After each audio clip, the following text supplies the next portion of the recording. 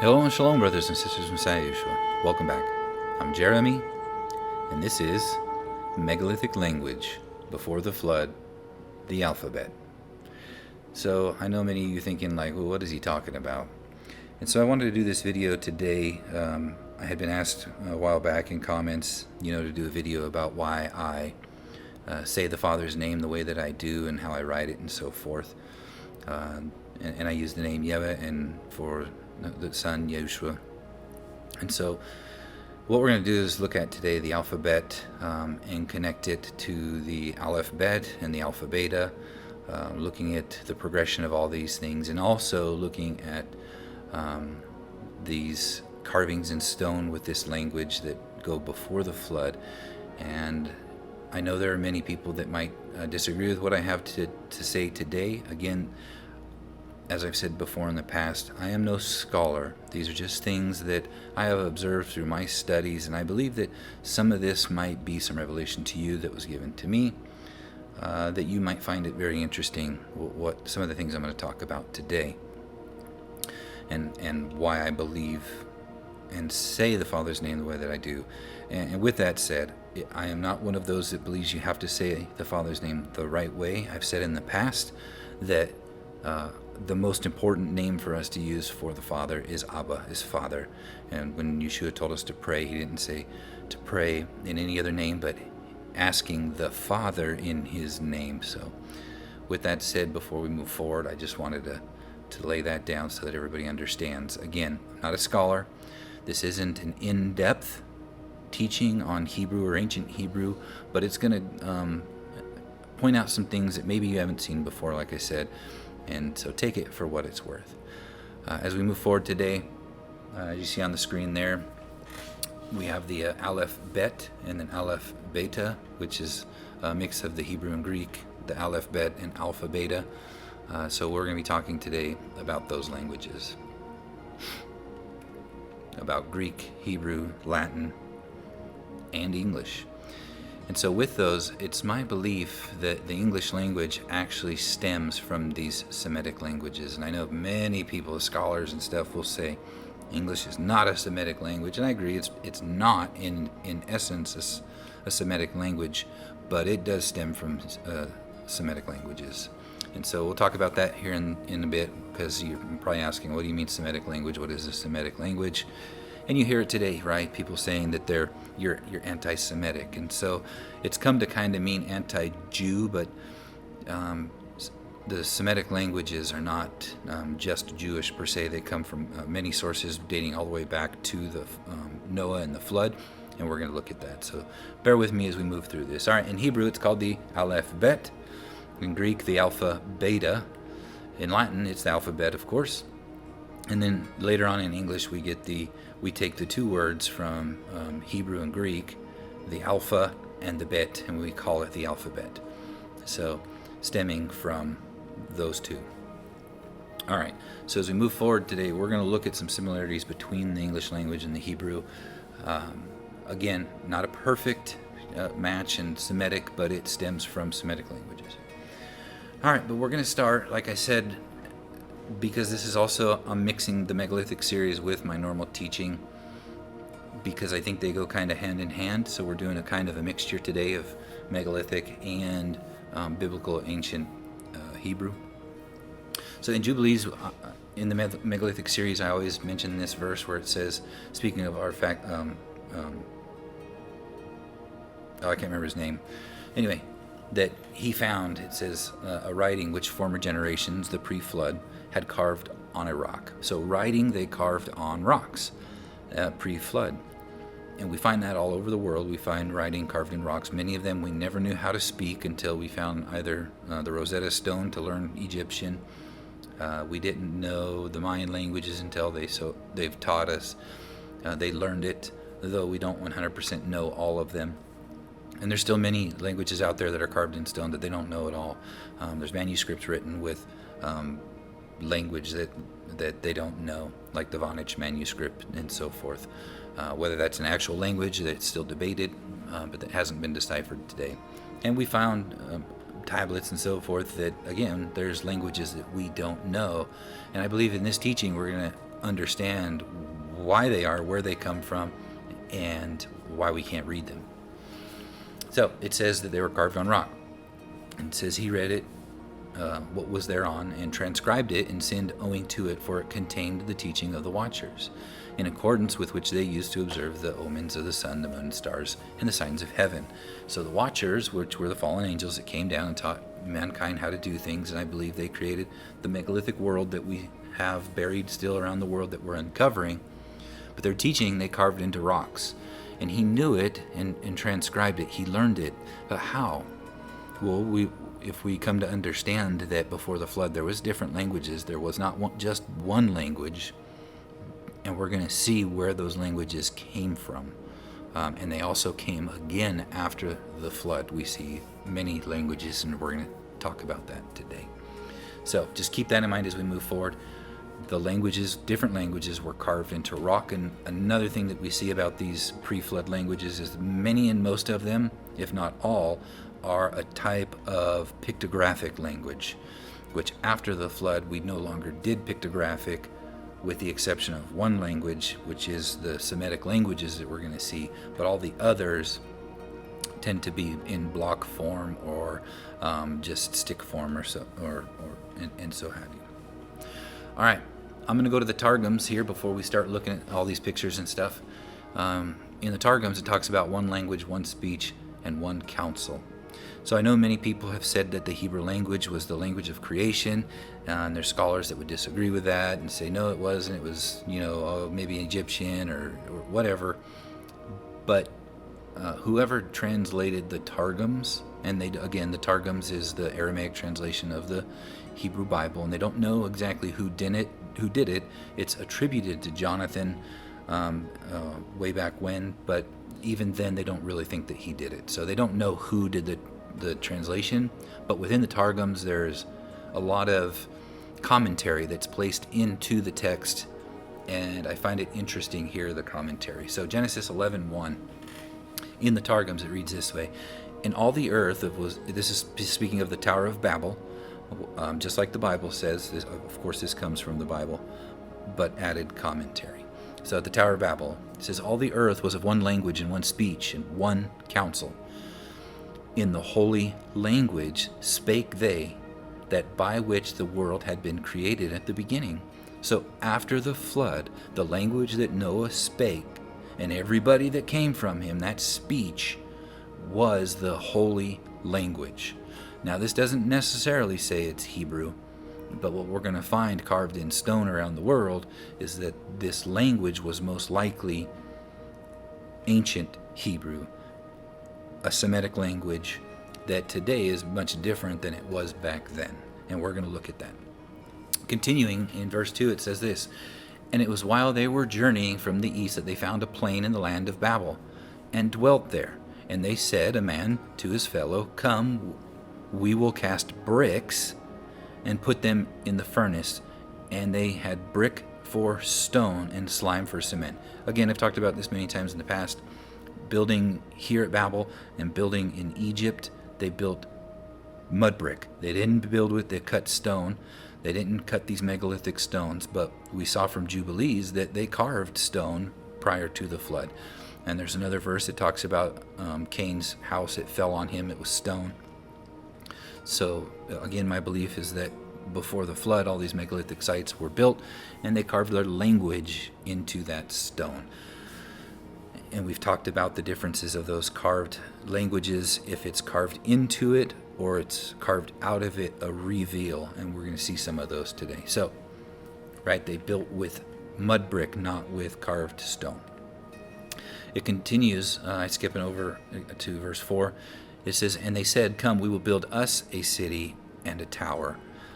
And before I've talked about how Canaan, the one that, that's the guy's name, sorry, Canaan, he the one that read the writing on the stone, that he also went to seize for himself a city. Why? Because there's many megalithic cities that are destroyed and buried all around the world now, and people were they were going to get a city, right? They were all in one place, but here's Canaan is going, well, we're going to be dispersed. I'm going to go seize for myself a city.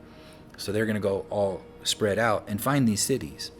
But they're not going to know what's written on the wall. They're not going to be able to read the writing because it's pre-flood. But they end up building religions off of it and worshiping these fallen angels and their children as gods. And the Bible calls their children the demons, the spirits from their children after they died before the flood. And they end up worshiping these demons. And Yeshua in the New Testament talks about the worship of demons, and we're going to look at that. Also, in my next teaching next week, I'm going to be connecting kind of these two together. So it says that, and they said, come, we will build for us a city. So they want to build themselves a city rather than seize one. They're going to build their own, and they're doing it with their own brick. Instead of stone, they're going to do it with mud brick. It goes on, it says, and the head of it shall come to the summit of the heavens, and we will make us an image for worship on top of it, and put a sword in his hand. I find it interesting that all around the world we see images of angels and so forth with swords in their hand. You see statues of that all the time. And here they're doing that same thing. It says to act against the array of war before that we be scattered on the face of the earth. So they're thinking that there's some war going on and they don't want to be scattered. They want to be in one place, in one language. But we know what it goes on to say in the Bible. So it says, and the Lord was, going back, that wasn't verse 4, that was verse 3 there. I got that messed up. This is verse 4. And so in 11:4 it says, and the Lord was revealed to punish them for the work of the city and the tower which the sons of men build. So was it wrong to build a city? No, but we see here they're putting in there that they built it for worshiping an image and for building it to heaven. And so the Lord is revealed to punish them. I find it interesting here, that word revealed. My teaching a little bit ago, I think maybe it was the last one, we looked at the Targums where it says that speaking of day and night, and that the Yeshua was revealed 4 times to them. The first time was to Abraham, and that was, I believe, this same reveal here, because when he's coming down, they're going to scatter the nations, and this is when he tells Abraham to go and he will show him a land. So all these nations are scattering at this time, not just Abraham. They're all scattering, and Abraham is going to this place which is going to be the land for the prince, the principality that's over that land, which is Yeshua at that time. And so here, this is the Lord that's coming down, right? Is it the Father? Well, we're going to read here in a minute. It's not. It's the word of the Lord, and we know that is Yeshua. So here in the Targums, it's referring to the Lord coming down, but in a minute it's going to say the word of the Lord is the one that comes down. And he's revealing himself, and this is when he reveals himself to Abraham. It goes on in verse 6, it says, and the Lord said, behold, the people is one, and the language of all of them one. And this they have thought to do, and now they will not be restrained from doing whatever they imagined, right? As their one language, same thing the regular translations say. But where it gets different now is in this next verse. So verse 7, it starts saying this, and the Lord said to the 70 angels which stand before him. And we're going to see that him, I'm just giving you, that him is Yeshua. It's the word of the Lord. And he has 70 angels that are standing before him as they come down and descend on Babel. And we see that Yeshua in the New Testament, he picked his 70 as well, and his 12. And at Mount Sinai, we see that as a picture, Israel was chosen, the firstborn, the 70 were chosen. There was also the 12, all these connections. But it's a connection of the heavenly, of what's going on in the heavens. And so we see here the heavens are being revealed to us that Yeshua has 70 angels that he's coming down with. And it goes on, it says, we will descend and we will there commingle their language, that a man shall not understand the speech of his neighbor. So they're going to change their languages. And in verse 8 it says this, and the word of the Lord was again revealed against the city, and with him 70 angels. So the people This is where Yeshua is revealed to the people. He comes down with 70 of his angels, and this is where he scatters and changes their languages, and they spread out all over the world. However, Abraham retains the same language that he speaks, and he goes to the land that is going to be shown to him, which we will later find out the promised land, being a picture of what's going to happen in the future when Yeshua's rule and reign takes place. It says, having reference to 70 nations, each having its own language, and thence the writing of its own hand. So these 70 angels are going to be the angels over these 70 nations, the principalities and powers, like we see in Daniel when it says the prince of Persia resisted me, right? And then the prince of Greece was going to come. He's speaking of angels that have the authority over those regions. There was 70, and there was the 70 nations. And I know many people are going to say, but what about the 72 maybe by 2? Or in the Septuagint, it talks about the 75, right? Well, they're all still 70. And I know people have a hard time with that. They're 70 until they're 80, if that makes sense. Whether it's 71, 72, 75, 79, it's all still 70. So was it more than 70? Was it 72 or 75? It could have been like when Yeshua says he sends them out 72 by 2. Is it 72 by 2, or is it 72 by 2? Or like the Targums say, 75. Anyway, it is a picture. They're still 70. I think it's exactly 770 is what the angels were here, but it could be more. It could be 72 or 75. But anyway, it's a picture here of the 70 nations that were going to be around the whole world, with the 70 princes that rule over them, the angels, with their own language. So I find it interesting that they all speak different language, but they're able to communicate with each other. Was it that they all knew each other's languages? Was it the language and everything that they wrote on the wall? Was that just for our sake and they spoke telepathically? I don't know. But here it connects the 70 nations. They each have their own language, and they're just changing their minds, right? And we think that that's so weird today. How can they do that? How can they just change their mind and give them a language? Well, we can do that with our phones today. We can transfer a new language into our phone, and it knows it exactly. But our bodies are a much more sophisticated creation than a phone or a computer. Our brains operate faster than any computer can in this world, though we have to learn the things that we know, but our minds respond much faster than any computer. And if you've heard my teaching on body, soul, and spirit, you know I use the computer as a reference to our body. The hardware, the software is our soul, and then the electricity that gives it power is the spirit from God that gives us life. So we have hardware, software, and electricity, just like we have body, soul, and spirit. Our soul is us. It's our operating system. It's our DNA. It's who we are. But the spirit comes from the Father, which gives us life, and we're hardwired into these bodies, these fleshly bodies that we're wearing right now. But we are a living soul, and one day these bodies will drop dead, and our soul will be placed into a new body. For those that haven't already died. Anyway, moving on. Well, I'll talk about that in the resurrection stuff. So again, 70 nations, 70 languages that they just changed. And Yeshua is revealed. The word of the Lord is revealed. It says this: He, speaking of the word of the Lord, dispersed them from there upon the face of all the earth into 70 languages. So they went all over the whole earth. Where did Abraham go? Because he was dispersed then too. He goes out to the land that he is shown. It says, and one of them knew not what his neighbor would say, but one slew the other, and they ceased from building the city. So they stopped that city, and they went and they found all these other cities that were already built.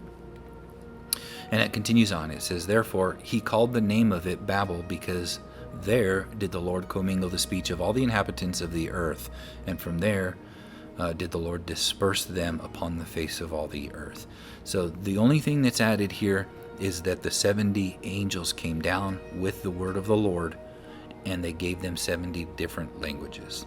So that is what the Targums commentates into this writing. I find it very interesting that whoever translated those Targums would have written it that way unless they knew the writings of Jubilees and Enoch and so forth. All right. So again, in Jubilees, it says that, and he found the writing which former generations had carved on a rock, and it was the watchers. So those watchers before carved all this stuff in rock. The people disperse around the world, and they find these different languages, but they don't know how to speak them, even though there's all these 70 languages instantaneously that just appear. They are different than what they were before the flood, with the exception of one, that holy language that they spoke, which was the same language of creation, which I believe was the language of Yeshua, which was his language. And we saw that the other watchers had other languages. But Yeshua has this Hebrew, or what we would call a Semitic language, that existed before and after the flood. So, Semitic languages, when you hear anti-Semitic or so forth, Semitic just means all of these languages, and you can see here, there's many of them that date all the way back. Some of them they call the Amorite language, or the Aramaic, the proto-Canaanite, and Hebrew are the oldest. And you have Ugaric, Phoenician, Amorite, Aramaic, Edomite, Moabite, Nabatean, even Arabic, Philistine language, over into Punic and Maltese. All these different languages stem from this one language. And we're going to see that as we look at some of these carvings. The languages are very similar. They look exactly the same. And even today, our language in English has morphed and looks and sounds the same way that these did. All right, so moving forward. You've heard me talk about this in the past, this image to the left. It's a sixth-wing being, and I believe this may have been, did they see what a cherubim or seraphim actually looked like in their physical form? Could that have been what they are? And we talked about the ancient tzitzit around all four borders, meaning all the way around, just like the earth is covered with a cloud. Its garment, the Bible says, and on its garment there is a blue border that surrounds it. So I believe that their garments had not just four little tassels, but tassels all the way around, like you see in these pictures. But here to the right, we see this language, this Semitic language, which if you look up this picture, it's going to tell you that it's Aramaic or it's Phoenician. You'll get several different hits on what it says it is. It's because they all stem from this one language. And ancient Hebrew is where we get our English and our modern English today. And we're going to see how they look and sound alike. So this here to the right, I believe this is again a language carved out of stone that is revealed. So it's my belief, and I know people will disagree, but I believe that this was probably carved pre-flood and not after the flood. And why I say that is because these same people that this is attributed to, right? And we see many pictures like this, oh, it's Nimrod and all these different things.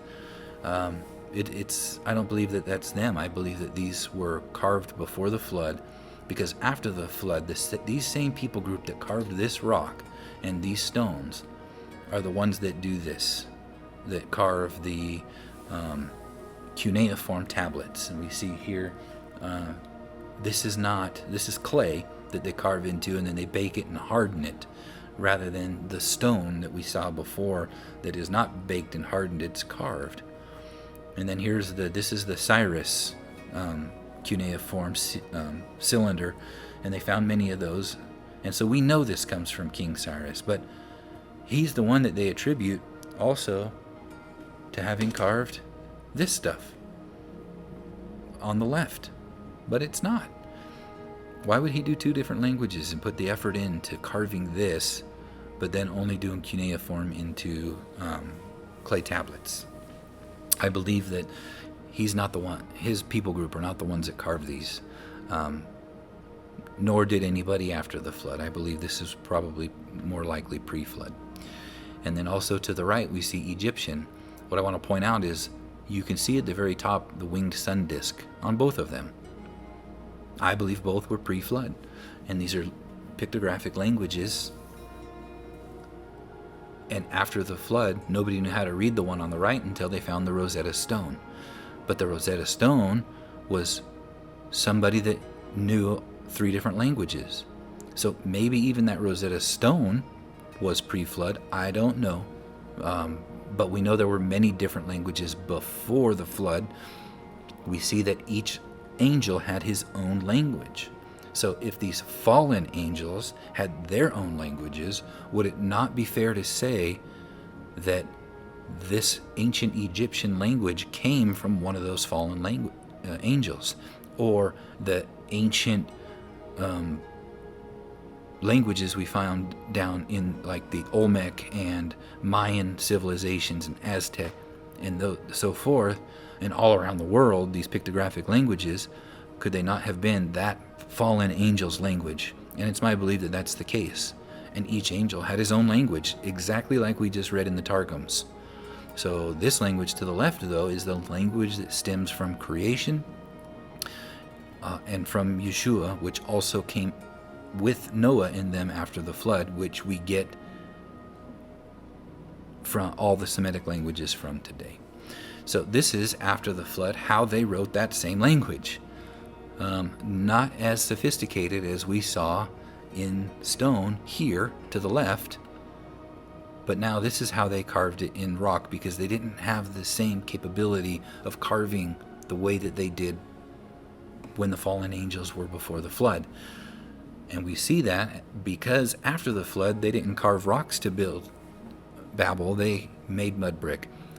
When the children of Israel get to Egypt, they don't carve stone, they make mud brick. Because carving stone is not as easy as we tend to say it is when we say, oh, these things were all created about 500 years ago. No, they weren't. But people didn't have the capability of cutting stone that we see all around the world. And so again, here we see the language again carved into the stone, but it's a reveal. It's not the language carved into the rock as an indention, but it's a reveal. So much harder to do, much more precise. Same thing here. This is supposedly Nimrod to the left. And you can see there's many other statues that don't have carving on it, but this one does. It has cuneiform, and if you look at the top middle picture, you can see the cuneiform carved into the stone there. But that cuneiform is carved indented into the stone. But the statue to the right, you can see, is a reveal. The stone is removed around it to reveal the language. So I believe both of these statues were probably pre-flood.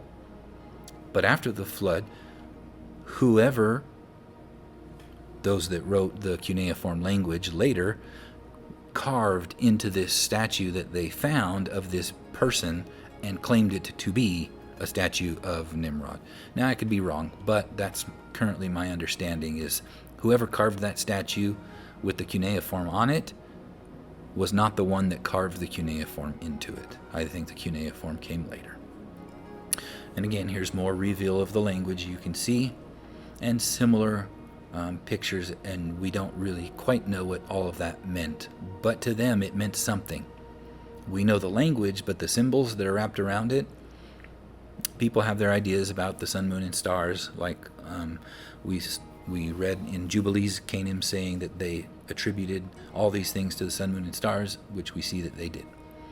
But going back real quick, sorry about that, I also want to mention that people seem to think that, well, why would they worship the sun, moon, and stars if they were angels and they knew all the heavenly things?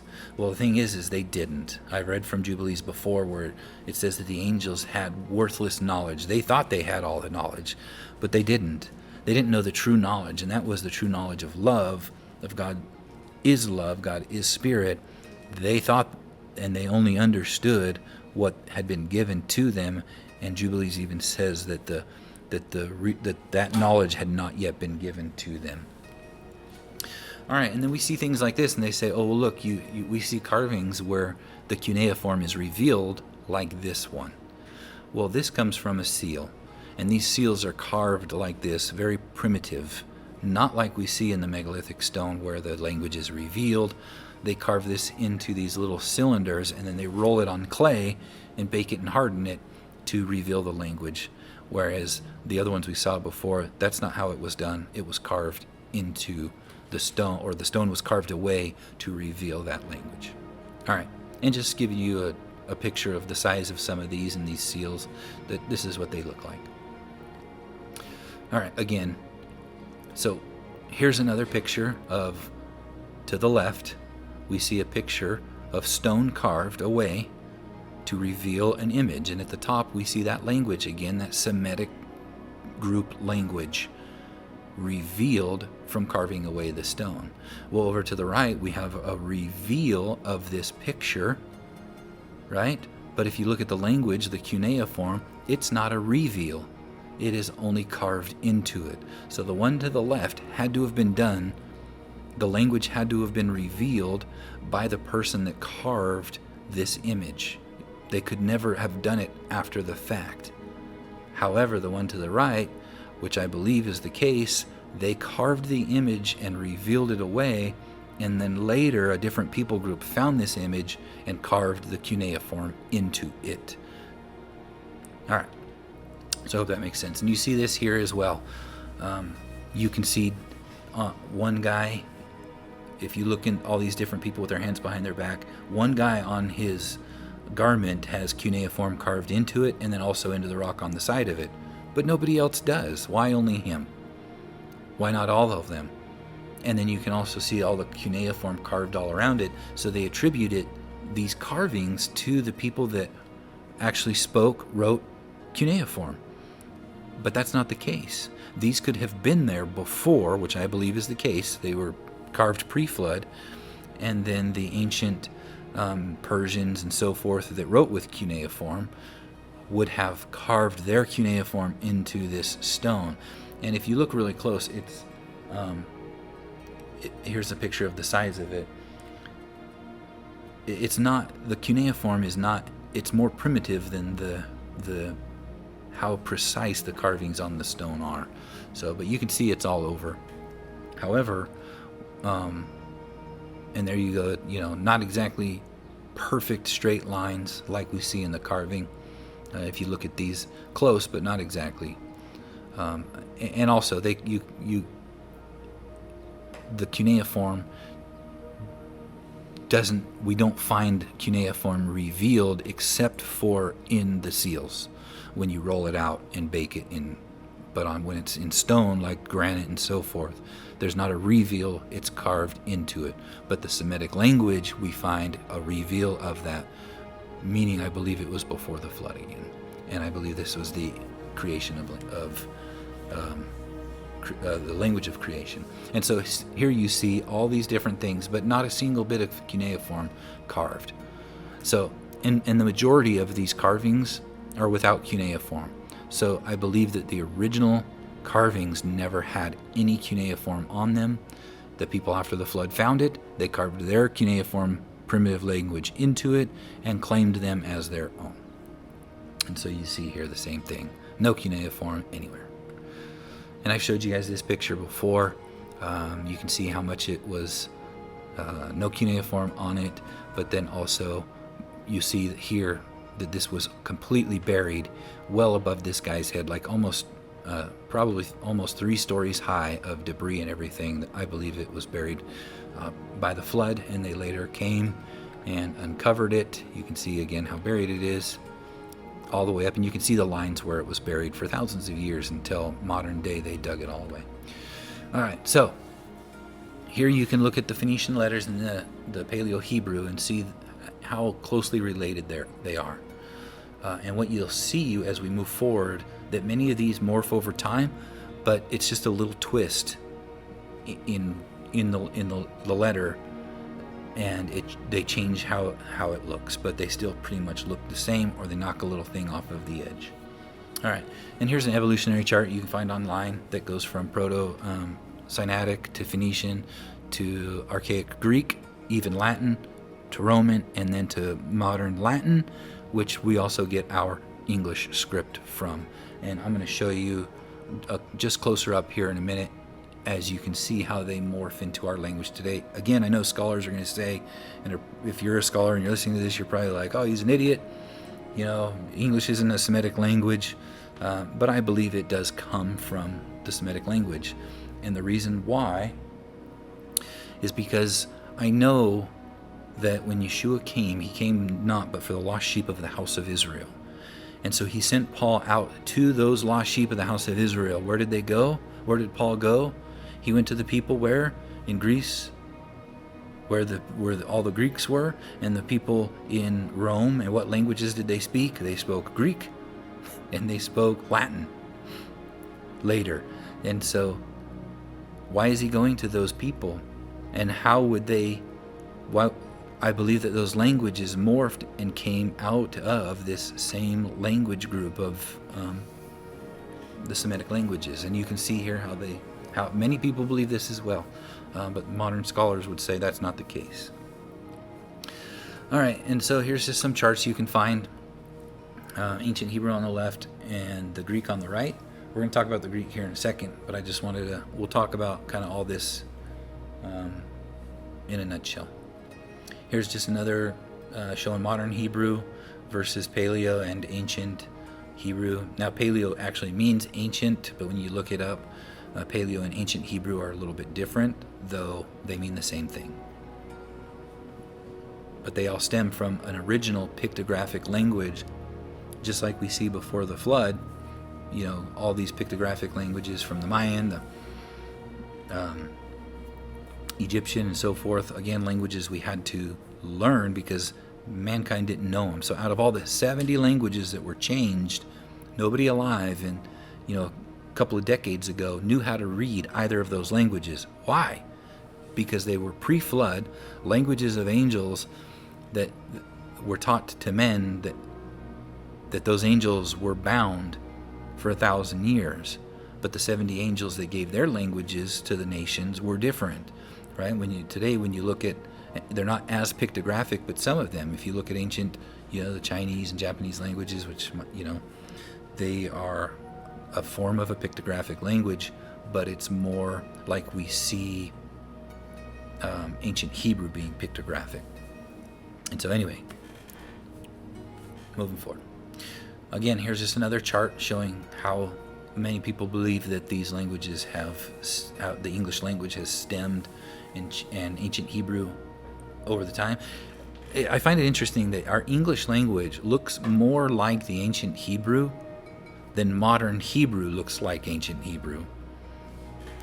Why would that be the case unless this English language stemmed from the lost sheep of the house of Israel going out into the world and bringing their language with them, and English evolving into English becoming what it is today, being originally a Semitic language and from a Semitic people. So we're going to talk about these. The only thing on this chart, the Vav. This is a very interesting letter because you'll see it written. The actual Hebrew word Vav is written with two Vavs, V with Vav Vav. That's how you write it. But you'll see it written VAV. But just putting those two letters together would be what we would look at as our double U. Right? Because we call it a double U, but we write it as like a V shape. And we'll talk about that here in a minute. That's why we sometimes get a W for the Vav, or sometimes a U for the Vav, because the U and the W are the same. It's just that the W is a double U. And same thing with the Vav. The Vav there was one Vav, but when you wrote the actual letter, it was two Vavs. Vav, Vav. All right, so with the Greek, also, you can see this is just like our English. This is where we get our English alphabet from as well, and the Latin. Over here, the upsilon, though, they put a Y there, and I think that's incorrect, because I believe the Y belongs over with the iota, and we'll talk about that here again, because the upsilon, the U, is where we also stem from the Hebrew Vav. So I believe more, and it does look like the Hebrew Vav, the Y, But we're going to look at that here in just a second. I know I say we're going to keep looking at it, but we will. That U, though, the Vav, you can see to the left, was written like a tent peg. It's a tent peg, and the top of it is a V shape. And so when you put the two Vavs together, the Vav, that's where we get our double U from. And then the Vav by itself, you just cut the bottom off and you have a V or a U. Therefore, we get our double U. Hope that makes sense. I know that's kind of confusing. All the rest of them are pretty easy, but that letter there, the Vav, is the one that's difficult because it's sometimes written as a W, it's sometimes written as a U or as a V. And the reason is because Latin writes that V shape for the U, and that's also, many people believe the Latin is where the name Jehovah actually comes from, the English translation going from Latin, whereas some people today say other names, not with the V sound, and I don't believe it carried a V sound, and we'll see that here in a minute. All right, Ancient Hebrew and English. So, Ancient Hebrew, it was the ox head, and it was the Aleph, and you can see today our A, just take it and twist it, and it looks like it. The Bet, the B, Ancient Hebrew is where we get our B today. Turn it, twist it, and it looks like our uppercase B or even our lowercase b. And then we have the Gimel, right? This one's an interesting letter because it's, if you look at it, if you just take that left line and twist it, you get a G. But the word Gimel actually means camel. And we spell camel with a C, and then we put the C in the same spot where the Hebrew Gimel is, or camel. So I hope that you can see that connection between the G and the Gimel, right? Just twist it a little bit, and where our C would be is also the G, because it's kind of the same letter. We just, I believe over time it got pronounced camel, but it originally stemmed from the Gimel, from the ancient Hebrew Gimel. All right, the Dalet, the door, right? So you can see if you turn that thing sideways again, it looks like our D. And then next one is the Hebrew letter Hey, which if you turn it sideways, it looks like our E today. And we're going to talk about this one in depth again here in a minute. And then we have the Vav. Again, we talked about it can be a U, a W, and also a V. I don't like to put a V there because I don't believe it carried the V sound. It carried the U sound, the U. And it was written as a double U, an U, a W, or a U. You put two Vavs together and it looks like our W. And then the seventh Hebrew letter is the Zayin. This is the plowshare. And so these are the first 7 Hebrew letters, and we've talked about this many times in my Megalithic Millennium, my Millennial Day series that I usually end all my Megalithic teachings with at the end. The Millennial Week, the Creation Week or Cosmic Week, if some people would call it. The first day is the Aleph, that's the authority, was transferred to Hasatan because we obeyed him rather than God. The Bet is the house when the angels that kept not their first estate but left their own habitation. The Gimel means to gather. That's when all the people were gathered to one place at Babel, and Yeshua was revealed and called Abraham out to the land that appeared to him. The Gimel means to gather, and the Dalet is the door. That's the way to the Father. That's when Yeshua comes. He is the door, the only way to the Father. And then the Hey is the 5th Hebrew letter. That also means breath or spirit, and that's when the Spirit was poured out. It's on the 5th day at Pentecost when Peter says, in these last days, right? The 5th, 6th, and 7th days are the last days. He says, in these last days, speaking of Joel, he was going to pour out the Spirit on all flesh. We see that's the Spirit. Then in the 6th Hebrew letter is the Vav. That's when it means and, to bring two things together, like a tent peg holding down the tent. And it brings two together. That's when I believe that the bride and the husband become one again, and the two houses become one again, the northern house and the southern house, under Yeshua's rule and reign when he goes into the 7th millennium, the 7th day, the Zion, which is that plowshare there, the Z, and that's when we turn our weapons of war into plowshares. And it also is called the crowned Vav. They believe it's the Vav. If you can look at it there, it looks like the Vav sideways with a crown on top of it. So they call it the crowned Vav, and that's when we will be ruling and reigning with Yeshua. So that's the first 7 Hebrew letters. And you can see that the English actually looks more like ancient Hebrew, and also the sounds of these, abba, gada, utza, the sounds are our English sounds as well. But it looks more like the ancient Hebrew than modern Hebrew looks like ancient Hebrew. All right, and then there's the 8th, continuing on. This is the Chet, and this is also the picture of the 8th day, when all living is going to be eternal. There's no more death. It's done away with. Everything now that exists is eternal. It's just the way that it was at the very beginning of creation, before mankind fell and death entered the world and mortality started. Before that, everything was eternal. After this millennial week, everything returns back to the Father, back to immortality and eternal life. And that's the Chet, and that's where we get the word Chi and Eve from. We'll look at that, and it means life. All right, continuing on. And you can see, turn it sideways, it's an H, and we get the Ch sound. This, in English, we don't have this anymore. The Tet, or Thath, is also how you'd pronounce it, because it carries a TH sound, a Th. Instead of a T like the Tav does, it carries a Th sound. And so in ancient English, Old English, we actually had an Old English letter that I believe looked like an F, but it was long, and you'll see that here in a moment. But it carried the TH sound. But they later got rid of it because they just put the T and the H together instead, like thank you.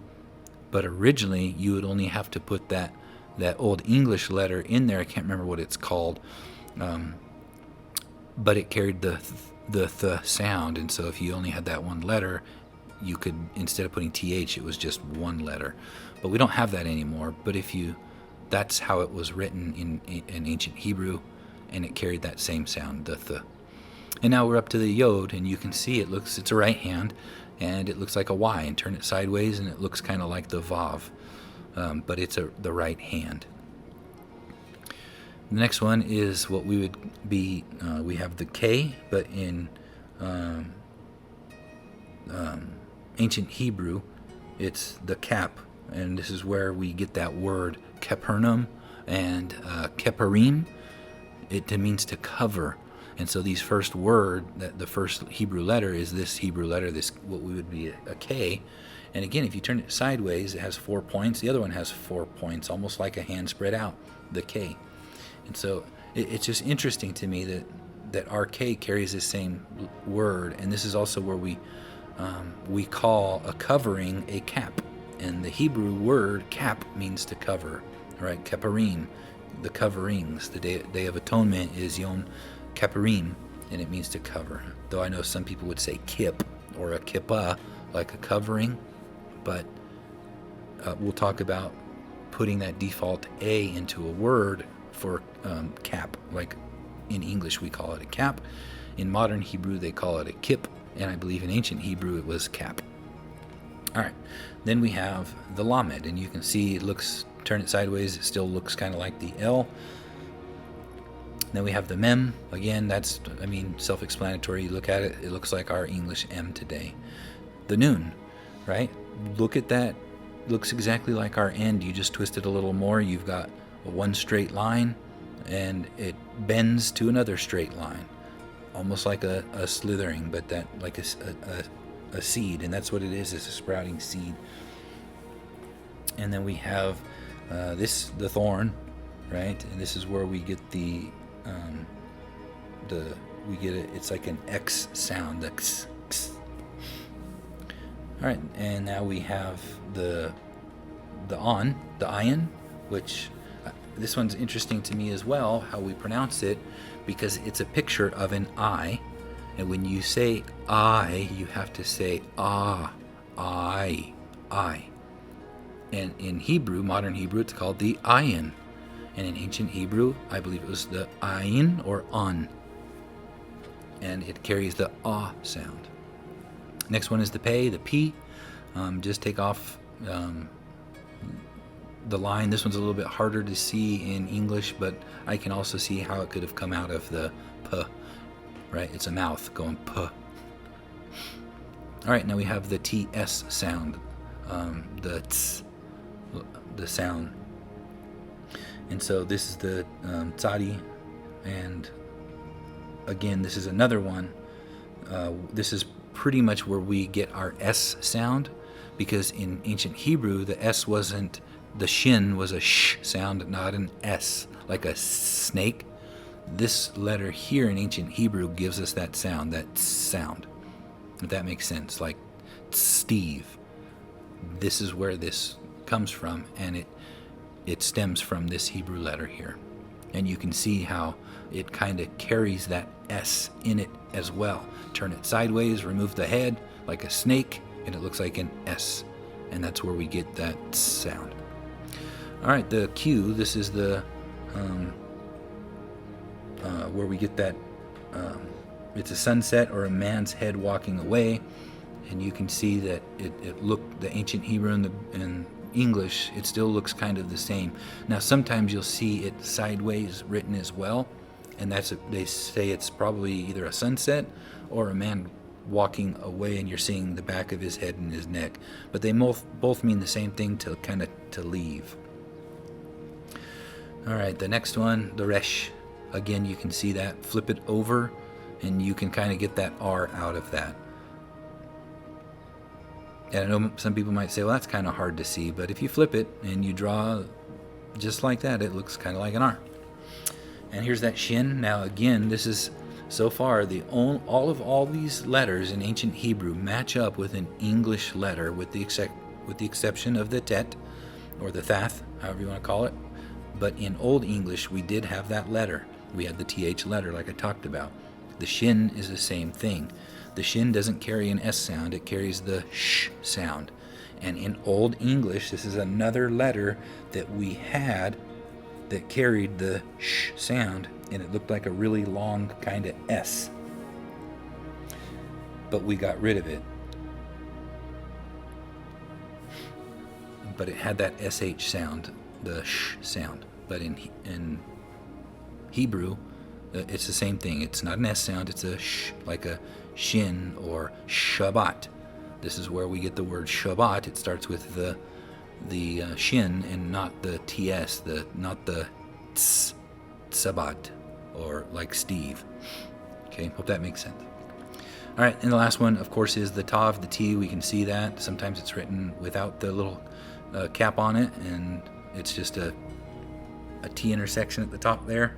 That's our capital, and then the lowercase is also what we see there. So my point with all this is, how is it that this English language that modern scholars would say has no Semitic roots and is not a Semitic language, but all of the language looks, the whole alphabet, we can see the progression through time where English comes from, and the sounds are all the same. It looks alike and it sounds alike.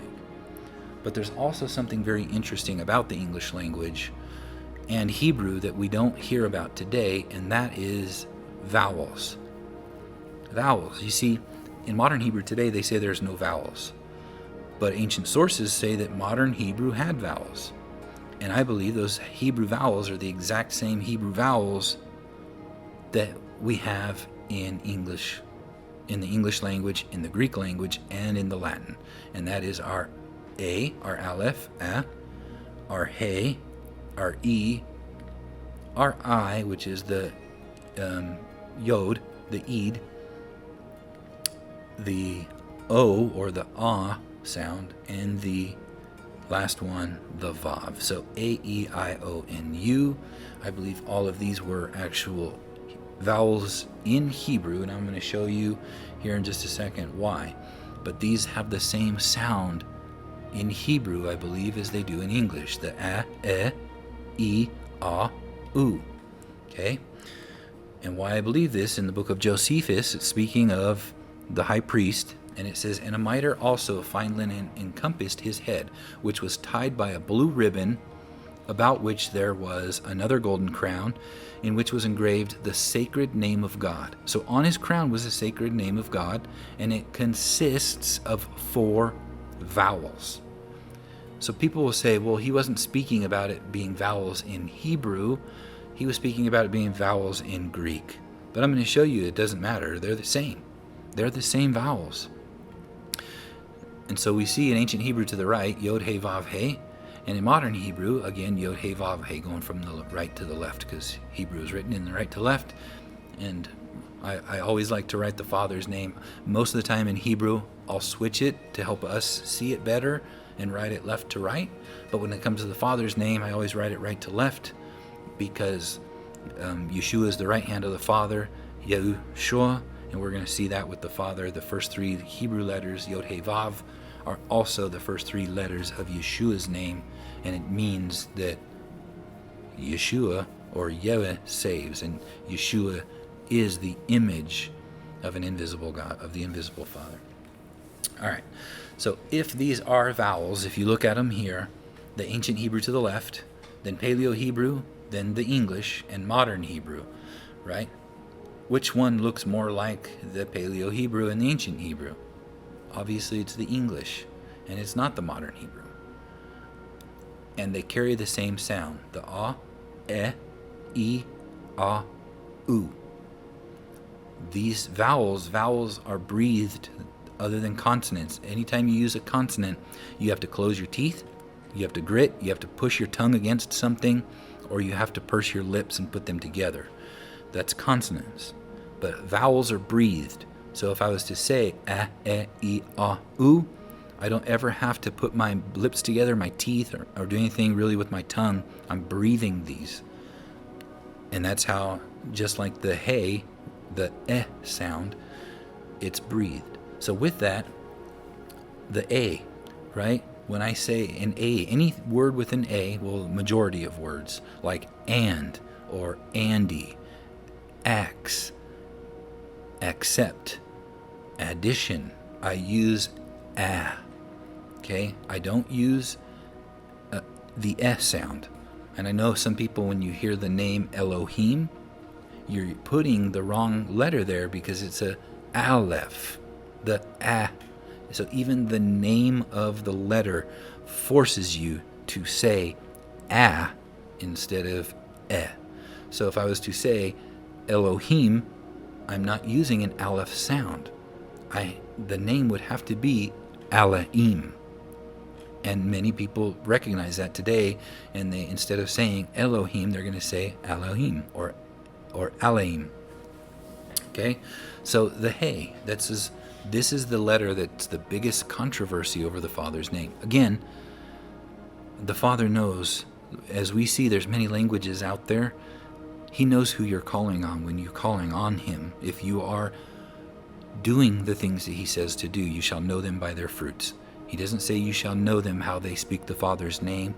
You shall know them how the calendar they use. No, you shall know them by their fruit. Why? Because the Father is love. He is spirit. Those that carry His likeness are walking in love. And what His Bible, what His word to the mankind says love is. So the hey, if I'm to use this word, the English e, anytime I say a word, I'm not giving an ah sound or an ah sound.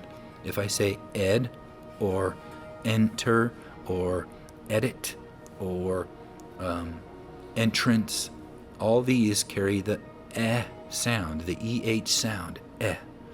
And so this is the second letter of the Father's name. The yod, which we'll talk about in a second, is the e sound, and we'll see that. But then it's not ah or ah. It's a vowel, and it's an sound. So now we get to the yod, and we see it carries the e. And so any letter like Ian, right, with an I, Ian, or yellow, if I was to say yellow, it also carries E sound, yellow. I have to go with the E. So the I, or sometimes Y, that's what you hear about this letter, is an E sound. Again, Ian, Edith, well, that gives an E, I, but you see what I'm saying? It's an E sound, yellow or so forth.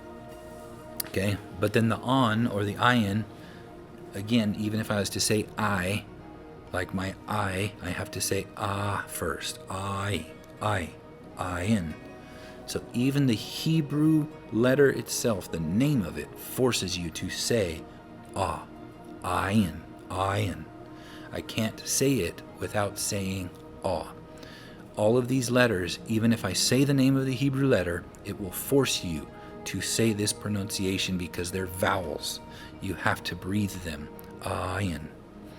So that is the last letter of Yeshua's name, the ayin. And that's why we say Yeshua. It has that sound at the very end. And then the last Hebrew vowel is the vav, the or which we would say u. And so many people don't really have a hard time with this letter, even in the Father's name. People will say the u sound, right?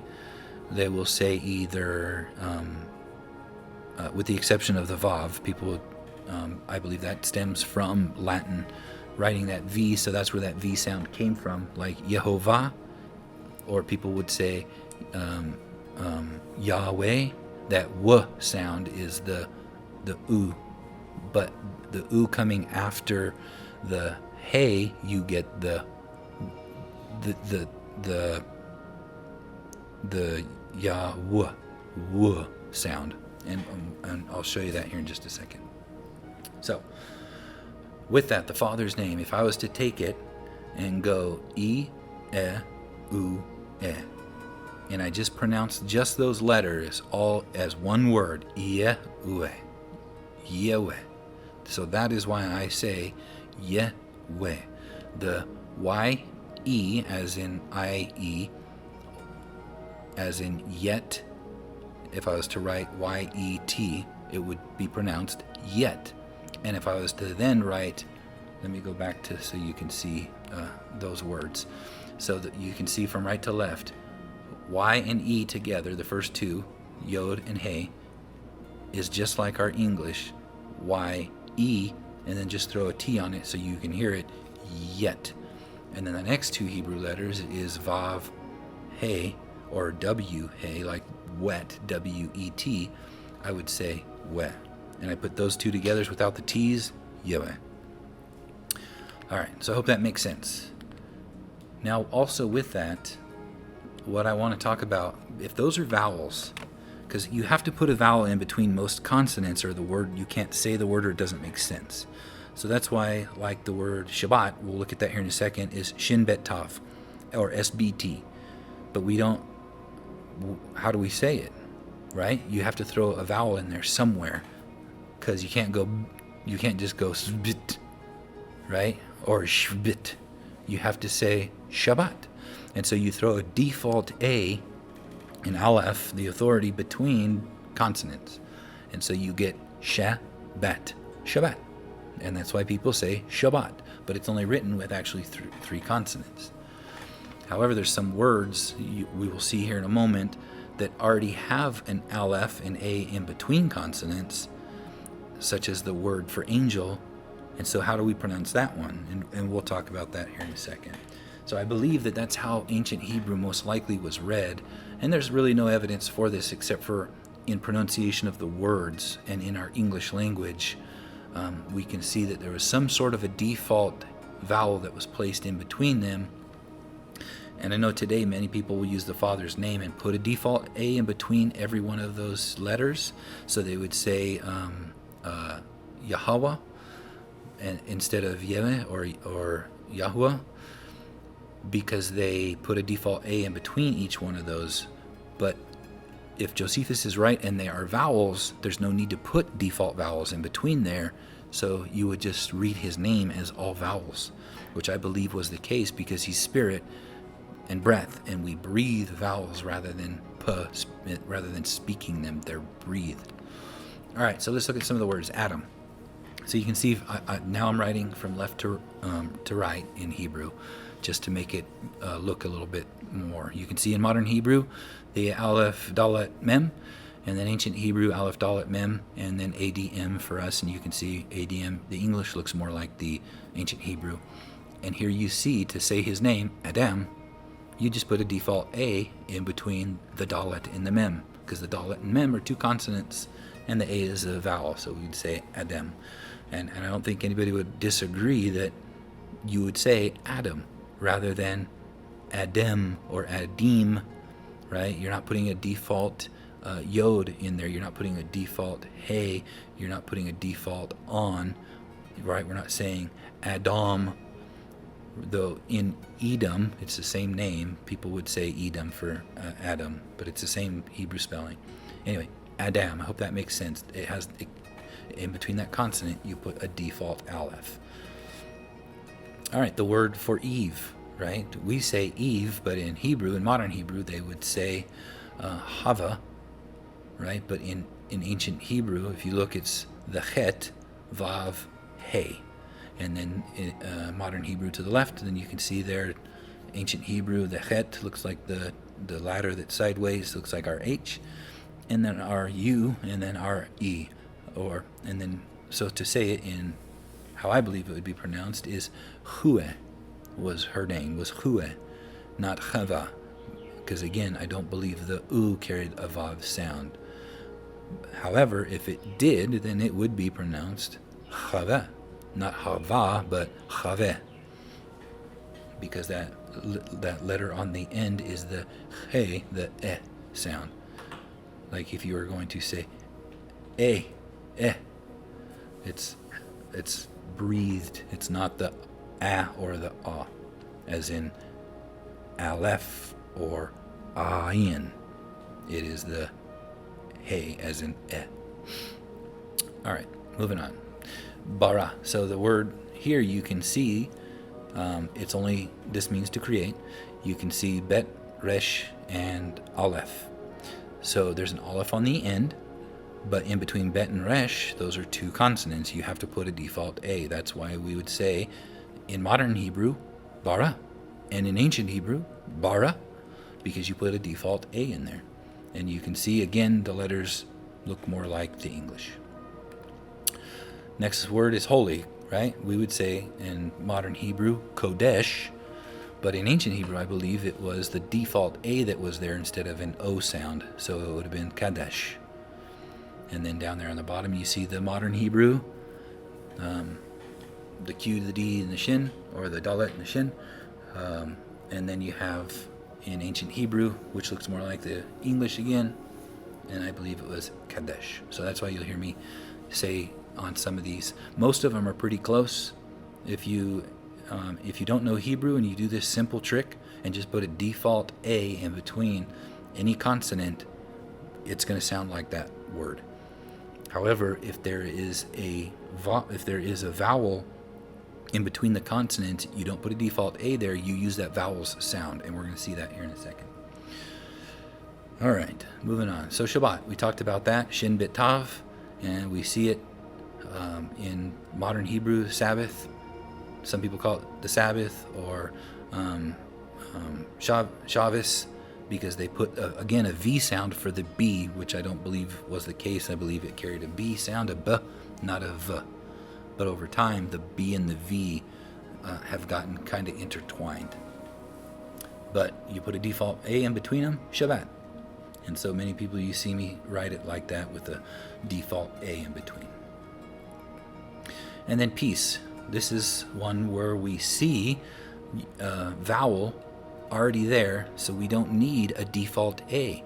So this is why I believe when people write the Father's name and put default A's in between it, you don't need them, because we look at the word like shalom.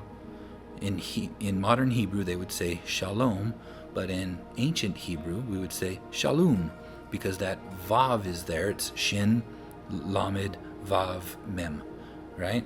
And so that vav carries the u sound. So not an ah sound, but u, right? And that's also how I know that the V doesn't carry the sound for the U sound, or else I don't understand why people that say Yehovah aren't saying Shalavum, because they're changing that vav, that u sound in the Father's name to a v when they say Yehovah, but they're not doing it on shalom or shalom when it's clearly there. That vav is there for shalom. So on the word shalom, they use the u sound, or they say ah. But again, that's for the ayin, is where we get the ah sound, and it's the same letter at the name of Yeshua. But for the vav here, it's an u sound, shalom, or they say shalom, but it's shalom. So we see a default a in between the shin and the lamed, shal, but we don't need a default a between the lamed and the vav, or the lamed and the mem, because there's already a vowel there. It's the vav, and it has the u sound, shalom. All right. Next one is water, ma'im. So again, you can see in modern Hebrew, they would say ma'im. So they put a default vowel a there, but I don't believe it was ma'im. I believe it was just meme. It was the waters. It was meme. Okay, and you can see there's no default a needed because it's m. It's a mem, yod, mem, or m-y-m, or m-i-m. So meme. All right, and then heaven is shamayim, right? So they say you put a shin at the very beginning of the word, and now that becomes heaven instead of water, right? And so you put a default a in between the shin and the m and the mem, but you don't put a default a between the. So you would say shamim instead of shamayim, but in modern Hebrew they do put a default aleph there. All right, king. So I think we're almost done with these words, and we'll move on. King. So the word in modern Hebrew they would say melech. So they put a default in a hey there, and they give it the sound of which is correct.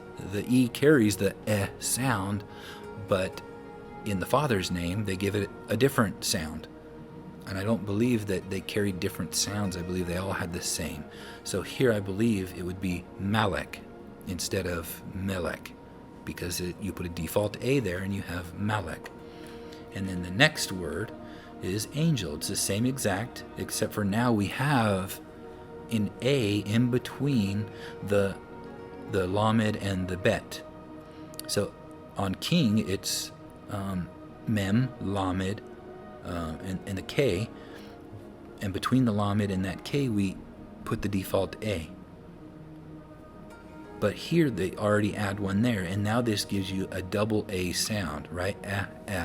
And so now you would say malak, or some would say malach, and give it kind of an ah sound, which I think is more, maybe it should be the malak, right? So that's how you would say malek. Malek is king, and Malach is angel. All right, and what's interesting is you're giving that. So that word there with that aleph there means it has more authority, right? So that angel has more authority than the king, than the messenger, because the messenger is coming with the authority of the king. All right, and the word God, we hear this all the time, right? So in modern Hebrew, people would say Elohim, but I believe that it's the aleph forces you to use the a sound, and it would be Alaim, right? And this is where people get all up in arms when I say, like in Arabic, when people say Allah in Arabic, that's not the name of God. That's the word God in Arabic. It's not his name, because they believe his name is God. God is Allah. And in ancient Hebrew, or also the Semitic languages, they would pronounce the name of God as an a sound, Allah, or Alaim, or al, not el. Though also in some other, like Samaritan writings, they would say that they called them els. But I believe it was probably more the a, because the aleph forces you to say a when you say the letter. All right, so I hope that helps. because these Semitic languages, like we saw, they all stem from this one pictographic language. So I think we have 2 more, and that's it of the words. So Eretz, land, right? It's Aleph, Resh, and then the tzadi, the ts sound, the ts. And so in modern Hebrew they would say Eretz, but in ancient Hebrew I believe it was Aretz, like the Arava, the Eretz, the land. All right. And last one is father, right? The Aleph Bet, the authority of the house, because the Aleph is the authority, the Bet is the house, and who's the authority of the house? He is Abba, right? A-B, Aleph Bet, Ab. But you might also say Ab. But again, Aleph, Ab, Ab. And then the father, I find it interesting, the authority of the house, Aleph and Bet. You put the spirit in the middle of him because the Father is spirit, right? He is love. That word there is love. Ab and Ab. Right? And you see the word for love here is the Aleph, the Hey, and the Bet. And you get that sound, Ab. Spirit, Ruach, right? In modern Hebrew we would say Ruach, because they're putting a default A in between the Vav and the Chet. But again, I believe because there's already a Vav there, I don't need a default Aleph, sorry. Not a default Vav, a default Aleph. They put a default Aleph, but the Vav is a vowel, so it would more correctly, I believe, be pronounced the Ruch instead of Ruach. It's the Ruch. All right. And so the Father's name, right? Is it Yeh, like I pronounce it? As in Yeh, and Weh, as in Yet and Wet, because it's a Yod He Vav He, and it's E E U E, or is it Yahweh, where you put a default Aleph in between the letters? Or is it Yahweh, where you're pronouncing the He in 2 different sounds? So in one you're saying E-ah, and then U-e, instead of E-e-u-e. For Yahweh, you're saying Yahweh, giving that Hey 2 different pronunciations.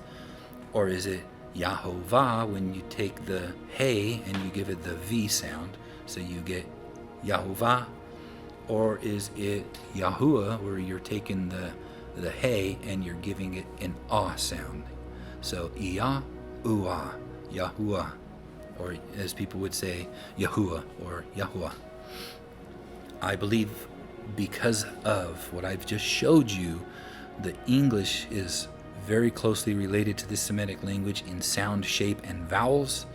And so I believe that the most correct pronunciation would be Yahweh. And if it wasn't, I then believe that the most correct pronunciation would be Yahuwah or Yahweh, instead of Yahovah, Yahweh, or Yahweh. But however, we don't know 100%. Like I said, people had asked me why I use the Father's name the way that I do, and so I wanted to do this teaching to show you guys. And either way, this, I believe, in our English, this is how you would write it out. But again, don't let this discourage you, because many people say it different ways. We all know who you're talking about. Your children might call you, I was called Dermy instead of Jeremy, and my brother still calls me Jeremy instead of Jeremy. And so I've also had some other choice names or nicknames throughout the years, but I always know who they were talking about. We don't know exactly the pronunciation, but we know that there's so much more meaning behind the Father's name and Yeshua's name, and that connects them, and that's what's important. Not how we say it, but we should all still love one another for how we pronounce these. So anyway, and I know people would say, like in Acts 2:21, and it shall come to pass that whosoever shall call on the name of the Lord shall be saved, and also in Romans 10:13 and so forth throughout the Bible. But when you call on the name of the Father, right, when we call on Yeshua, Yeshua's name is the Father's name, right? He was given that name. Just like anybody in authority is given gives names, right? Yeshua was given him his name by the Father. Jacob was given the name of Israel by Yeshua, who was Israel, who is he's the head of Israel. Just as a husband, when you're married to your wife, the wife takes the husband's name because he's the authority. And that's why as the bride will take Yeshua's name, we will become one with Yeshua, one with the Father, taking on and be given a new name when Yeshua says, I will give you a new name.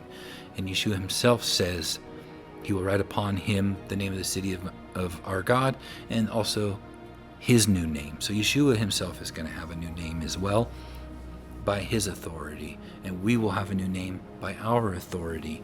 So understanding those, I believe, is what's important and what Yeshua did for us. All right, so we see here the Father's name, I-E-U-E, or Y-E-U-W-E, so many different ways to write it. In Latin, in Jehoiakim of Fior wrote it as I-E-U-E and also I-E-V-E, coinciding with the Latin for the V or the U sound. But again, I think that's where the Yahovah came from, is they gave it a V sound, but I don't think that it carried a V sound. Here they chose to write I-E-U-E, giving it the iota, the E sound, the epsilon, the E sound, the upsilon, the U sound, and the epsilon. Again, Ie, Ue, Yeve. So here's a chart. I didn't make this up. This was done by Jane Marchant, and I believe she did a very good job on it. But take it for what it's worth. It helps people out. I've seen it all over the internet, but just so you know where it came from, that's who did it. Again, she did a very good job in it. And she also is the one that showed people about the default Aleph. And for that, I do believe that she did a very good job, and I agree with her on that. Though, again, 100%, nobody knows for sure how to pronounce it. It's changed over the years. And so the people that pronounced it in Noah's day probably pronounced it different than they did in Yeshua's day, as we pronounce it different today. So don't let that divide. Let us love one another, and we all know who you're talking about. All right, so really quick, just showing you this. So if somebody was to say Yahweh, like many people do, I believe that it would be an ayin theirs instead of a hey, so you'd see it written like that for Yahweh. Or if it was Yahuwah or Yahuwah, it would be written like that with two ayins, because the I has the ah sound. Yah, Uwa, Yahuwah. And then also, I believe it's Yeveh, Yod He Vav He, or Y-E-U-E or Y-E-W-E. I believe that would be the most correct pronunciation. And then here we have Yeshua. We see his name written like this with all with 5 letters. This is the Yeshua without the extra vav. But then we also see sometimes Yeshua written with with that other vav there. So it's either Yeshua or Yosha, and you don't put that other vav in there. So again, down there you see in the red the vav. Vav is where we get our W, and it's the u, and it carries a u sound. Yahu, Shua. All right. In Deuteronomy 137, it says this. It says, even with me I was angry on your account and said, you also shall not go in there. Joshua, the son of Nun, who stands before you, he shall enter. Encourage him, for he shall cause Israel to inherit it. So Joshua, we know, is also a picture of Yeshua. It's the same name. As you see Jesus in the Greek, people will say, oh, Jesus is pagan and so forth. It's not. It comes from a translation from the Greek where they wrote it as I-E-S-U, and they took off the O from the end and put the S on, because that's what they do in the Greek names. And so that's where we get Jesus from, which later became Jesus.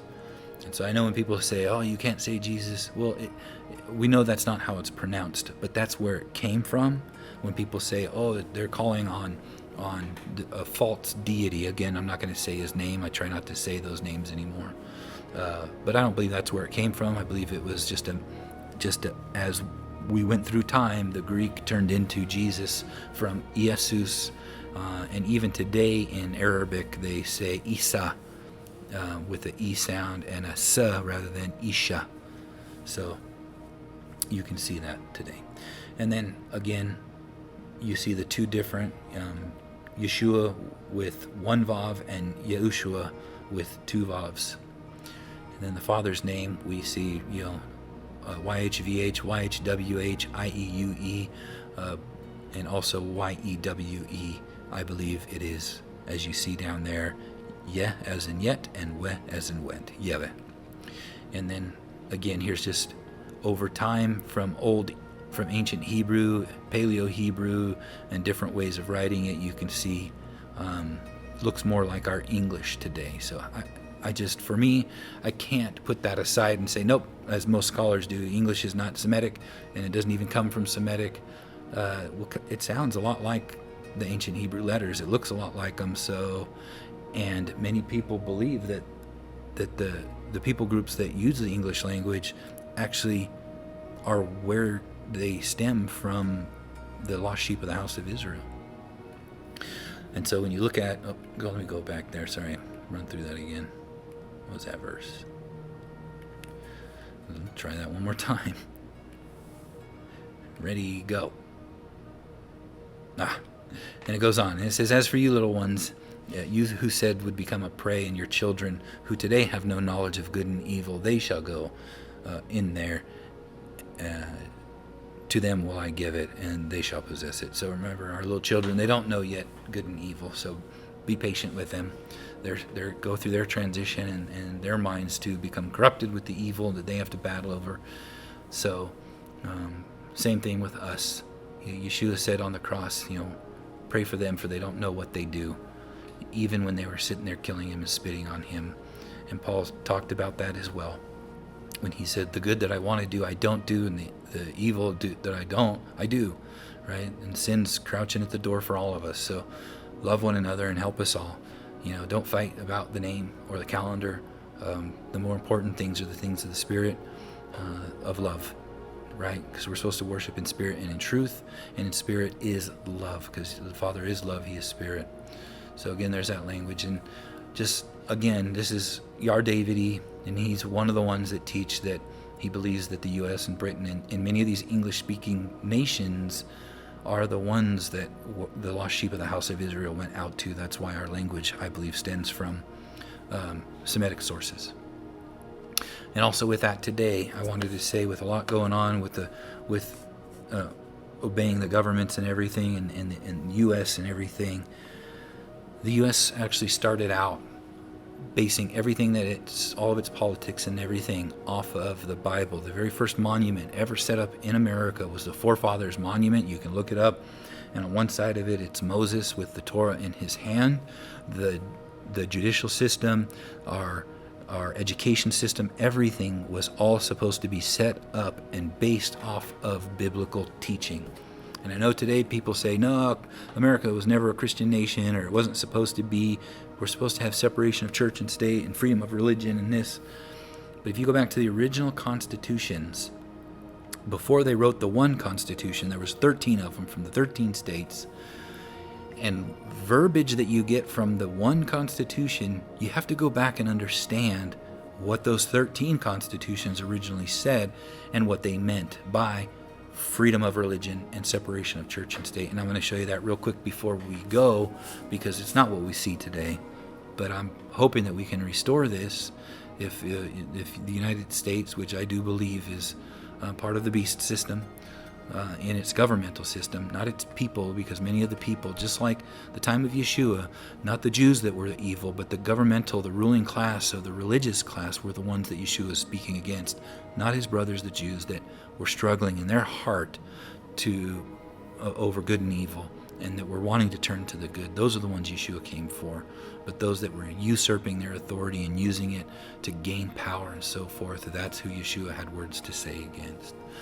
But so we'll just look at only two real quick, and then we'll get out of here. Separation of church and state in North Carolina in 1776, before they did before the U.S. came together with one constitution, it was written based off of understanding what these others said. And this is what it said in Article 31 of the North Carolina Constitution. It said that no clergyman or preacher of the gospel of any denomination shall be capable of being a member of either state House of Commons or Council of State while he continues the exercise of the pastoral function. So here it didn't say that somebody that's a preacher can't be in the state, in the Senate. No, it says you can't do both. You can't be in the state and being a pastor. You can't be a leader of both. That's what the Catholic Church did. That's what they were trying to get away from. That was the separation of church and state. But some might say, well, they weren't supposed to have that religion in the state. Well, it goes on in the very next article, Article 32. It says that no person who shall deny the being of God or the truth of the Protestant religion or the divine authority, either of the Old or the New Testament, or who shall hold religious principles incompatible with the freedom and safety of the state, shall be capable of holding any office or place of trust or profit in the civil department within this state. So if you were not a Christian of any denomination, didn't matter, but of the Protestant religion, and you had to believe the Old and New Testament, if you didn't, you couldn't be a leader of the state. So you had to be a Christian in believing both the Old and the New Testament to be a leader of state.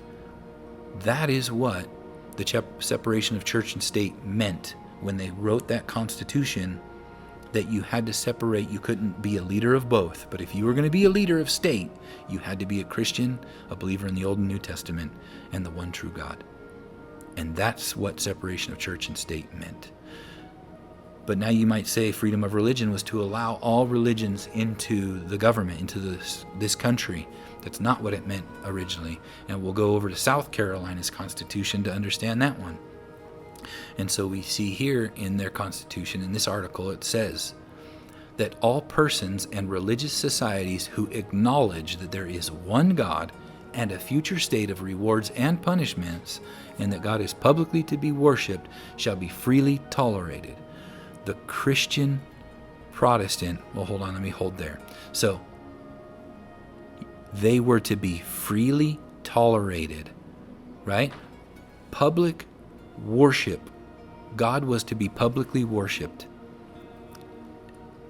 And you had to, those that believed in the one true God and a future state of reward and punishments, the Christians, they shall be freely tolerated. That meant that you cannot stop them from their belief. Because one, we see they had to be a Christian to be a leader of the state.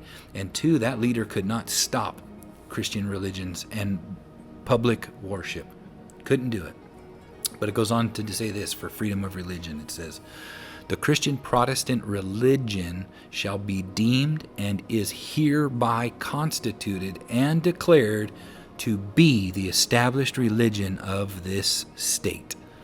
That all denominations of Christian Protestants in this state, deeming themselves peaceably and faithfully, shall enjoy equal religious and civil privileges. That was the freedom of religion. All denominations of Christianity, so which was different from the Catholic. They only had the one. You had to believe Catholicism, and in many cases, if you didn't, on their way, under their ruling, you were put to death. But in America, it originally started out that all denominations, whether how crazy they were, you had to at least believe the Old and New Testament. But it didn't matter if you believed in Yeshua as your Messiah. The Old and the New Testament, that was the state's religion. So when people say, oh, the Constitution wasn't written to have a religion, yes, it was. When it said freedom of religion and separation of church and state, they were referring back to these two principles. And you'll find them in the other 13 constitutions as well. I just put these up here because I don't want to take the time. You can go, there's websites and stuff that you can look up the original 13 states or 13 colonies constitutions, and they all talk about these things in there. Separation of church and state was, You had to be a Christian to be in the lead of state, but you couldn't lead state and religion at the same time. You had to separate your role as a leader to only one or the other, which we know when Yeshua returns, he will be leader of both state and religion, because he will be both king and priest. And the freedom of religion was to allow all Christian denominations, not allow religions that do not worship Christianity, because Christianity was the religion of this state. So I hope that's helped you. So again, we started out, those of you that have seen this many a times with this language, there was that one first language, but everything started out eternally until Adam and Eve ate from the tree. Then mortality entered the world, and it started this clock. This clock was patterned after we call mortality, 7,000-year period, which was pictured in the 6 days of creation, and the seventh day he rested. So some people call it the cosmic week. I call it the millennial week, or the millennial days of creation. And we looked at those Hebrew letters already, how they also picture each day. But if you haven't seen this teaching, go back and look at my Millennial Day series. I go through them in depth. We talked about that spirit there being poured out on the fifth day, the hay. That's when they stood up at the Temple Mount on the Shavuot and spoke and said that, speaking from Joel, that his spirit would be poured out on all flesh in the last days. You can see the middle of day 4 to the right. That's all the last days. Everything before that was the first days. And you have the first and the last. So that's why people think, well, he said he was going to come in the last days. Well, when you understand this pattern here, we are in the last days. We're in the last 3,500 years from the middle of day 4, which is the last days. A day is 1,000 years. So we looked at those Hebrew letters. And so we're waiting now to get to this point when Yeshua returns to rule and reign. In my last video, I talked about the tilting of the earth, and I know some people were a little bit upset about that I don't believe in flat earth, and I don't. I believe all the teaching shows us that the earth will tilt, and those during the daytime will see an extra long day. The sun will basically look like it's reversing or staying up there when it's supposed to be setting and going into night, but then we will have a long day, just like Joshua's long day. But the people at nighttime, they're also going to have like a double night period, but the stars to them are going to look like they're falling to the ground. Usually they go from east to west, but I believe they're either going to fall to the north or the south, and it's going to look like a third of the sky is falling to the earth. I also believe that angels are coming too. I don't think it's just symbolic. I believe it's both physical and symbolic. But I don't think it's meteors hitting the earth. I believe it's actually these stars and constellations looking like they're tilting. But before you get to a day, remember you got to go through a night. And that night is that darkness. And the earth, before that millennial day, at the start of the day, it has to go through that period of night, which is Hasatan being poured out, the adversary on the world. And then they enter a time of the 7,000 year period of peace, of the crowned Vav, Yeshua. He's turning the weapons of war into plowshares. That people will live to be almost 1,000 years again. Our atmosphere is going to change. Things will grow better. We'll feel healthier. We will. Everything will be it'll be a much peaceful world. But death will still be here. And remember, God is the God of the living, not of the dead. And because people survive the Great Tribulation, they're going to still be alive, and they get to live out their days. But they're going to live long, almost 1,000 years, until everybody that has died will die. And then at the very end, when Hasatan is cast out for one last time, one more night, to take us from the 7th day to the 8th day, the fire's cast down from heaven, and he's bound forever now. At that point, we enter the 8th day, which is then the eternity. And that day is the day that never ends, right? We also have the ages, which are, you could say, 40 jubilees each, which is around 2,000 years. And so each of these millenniums, we're right now in the each of these ages, we're in the age of the Gentiles right now, which is about to come to an end, and we'll start the last age, the 4th age, which it never ends, because the 4th age is made up by day 7 and day 8, and that day 8 is the millennium. But remember, before we go into day 7, there's darkness, it's coming. This earth is going to see something like it's never seen before. And then when we go from day 7 to day 8, we go through the night again. Hasatan's released. And the earth the old heaven and old earth are passed away, and there's a new heaven and a new earth. All creation is made new again. We go into eternity, never to see darkness again. No more night, no more evil, no more pain, no more tears, no sorrow, no war, no death, no sin, no tree of knowledge of good and evil, and no more Satan. So, I hope this has blessed you. Again, I'm not a scholar and an expert, but these are just the things that I see. So, Yahweh bless you and keep you. Yahweh make his face shine upon you and be gracious to you. Yahweh lift up his face towards you and give you peace. Shalom.